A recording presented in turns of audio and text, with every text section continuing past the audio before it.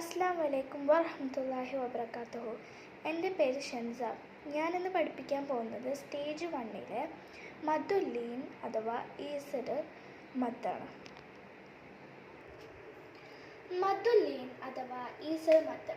ഈ മദ്ദ് എന്താണെന്ന് വെച്ചാൽ കഴിഞ്ഞ ക്ലാസ്സിൽ നമ്മൾ ടെമ്പററി മദ്ദിനെ കുറിച്ച് പഠിച്ചിട്ടുണ്ടായിരുന്നു.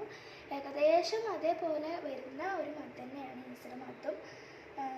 നമുക്ക് നോക്കാം. ഇപ്പം നമുക്കൊരു വേർഡ് കിട്ടാം. ടെമ്പററി മദ്ദിലെന്ന് വെച്ചാൽ ഒരു വേർഡിൽ ഒരു ലെറ്റർ വാവോ യാവോ അലിഫോ ആകുകയാണെങ്കിൽ അതിൻ്റെ തൊട്ടപ്പുറത്തുള്ള ലെറ്റർ നൂന് വരികയാണെങ്കിൽ അത് എക്സ്റ്റെൻഡ് അപ് ടു 2, 4 and 6 എന്ന് നമ്മൾ പറഞ്ഞായിരുന്നു. അതുപോലെ തന്നെ ഏകദേശം അതുപോലെ തന്നെയാണ്, എന്നാൽ ചെറിയൊരു ഡിഫറൻസ് ഉണ്ടെന്നുള്ളൂ. ഇവിടെ ഈസഡ് മദ്ദിൻ്റെ കേസിൽ ഇപ്പം ലെറ്റർ വാവ് യാവ് അലിഫ് ആ സെയിം സംഭവം.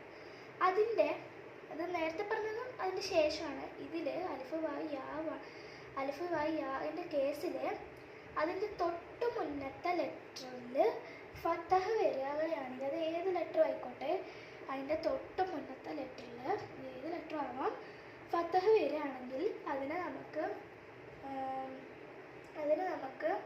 2, 4 and 6 ആയിട്ട് നമുക്ക് എക്സ്റ്റെൻഡ് ചെയ്യാവുന്നതാണ്.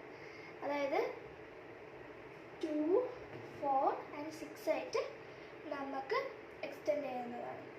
അതിന് നമുക്ക് എക്സാമ്പിൾ എടുക്കുകയാണെങ്കിൽ അഹ്ലൽ ബൈത്തി, അഹ്ലൽ ബൈത്തി,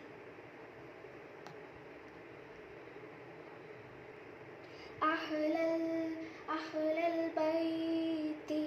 അപ്പോൾ ഇതിലെന്താ സംഭവം എന്ന് വെച്ചാൽ ഇവിടെ ഈ യാ എന്താണ്, അലിഫ് വാവ് യായിൽ പെട്ട തന്നെയാണല്ലോ യാ. അതിൻ്റെ തൊട്ട് ബാക്കത്തത് എന്താണ്, തൊട്ട് മുന്നത്തത് ഫത്തഹ് വന്നു. അപ്പോൾ എന്ത് ചെയ്യും, നമ്മൾ മത്തോട് കൂടി ഓതുന്നു.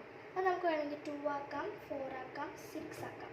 ഓക്കെ, അഹ്ലൽ ബൈത്തി. ഓക്കെ, ഇത് ടെമ്പററി മദ്ദും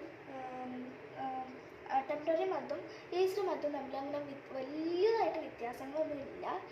ആകെപ്പാടൊരു വ്യത്യാസമുള്ള ടെമ്പററി മദ്ദിന് ശേഷം നാ വരികയാണെങ്കിൽ എന്ത് ചെയ്യണം, 2, 4, 6 അപ് ടു ഹർക്കത്ത് ആയിട്ട് നമ്മൾ നീട്ടണം. അല്ലെങ്കിൽ ഇപ്പം ഈസഡ് മദ്ദിൻ്റെ കേസ് പറയുകയാണെങ്കിൽ അതിന് മുന്നത്തെ ലെറ്ററിൽ ഫത്തഹ് വരികയാണെങ്കിൽ അത് നമ്മൾ 2, 4, 6 അപ് ടു നീട്ടണം. അത്രേ ഉള്ളൂ.